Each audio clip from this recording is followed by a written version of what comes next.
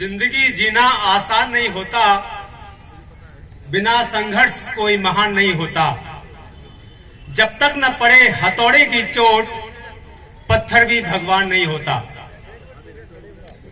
परम आदरणीय सम्माननीय वृद्धजन, बुद्धिजीवी वर्ग, मातृशक्ति एवं युवा भारत के नौजवानों, आज बड़े ही हर्ष और उल्लास का विषय है कि हम ऐसे शूरवीर, भारत के एक ऐसे योद्धा और हमारे जाति के गौरव, ऐसे इतिहास पुरुष के पुण्यतिथि के उपलक्ष्य में हम यहाँ उपस्थित हुए हैं।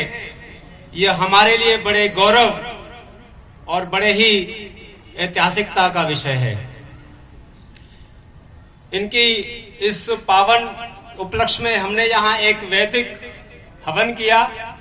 यह प्राचीन भारतीय संस्कृति का एक बहुत बड़ा प्रतीक है और जिन महापुरुषों ने इस यज्ञ को संपन्न कराया, उन्होंने एक भारतीय संस्कृति के लाखों करोड़ों संस्कृति वर्षों का उन्होंने उसको आगे बढ़ाया है, उसकी संपन्न कराया है। ये बड़े ही हर्षोल्लास और बड़ी खुशी की बात है।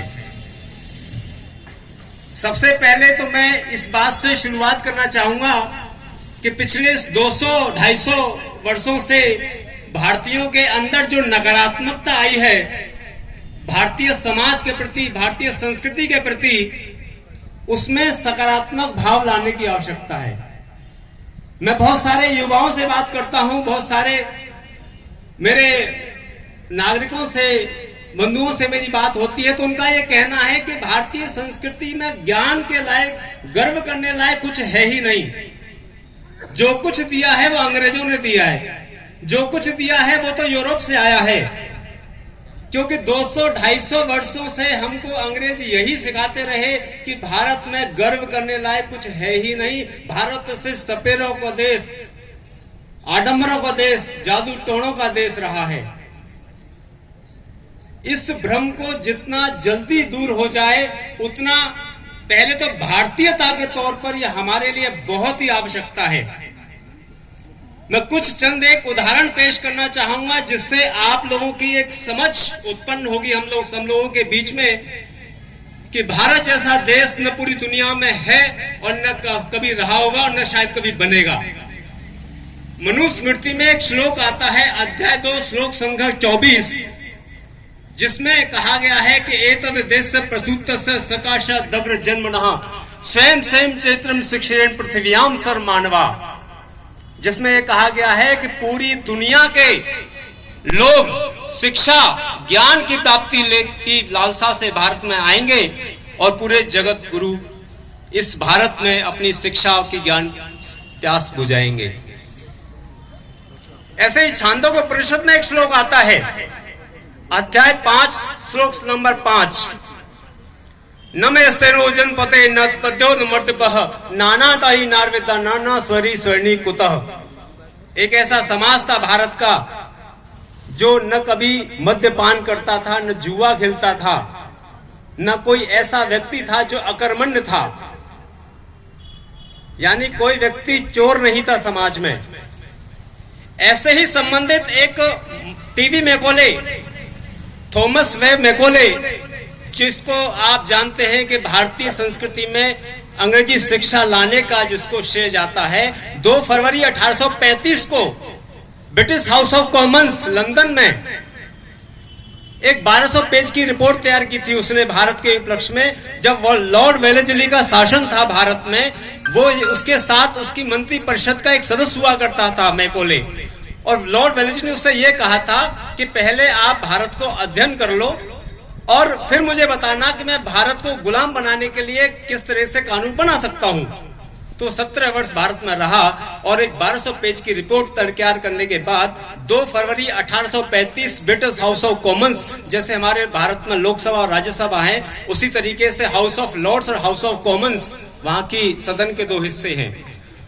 तो वो 2 फरवरी 1835 को क्या कहता है, I have traveled length and breadth of this country, India, but I have never seen a person who is beggar, thief, unemployed person in this country India.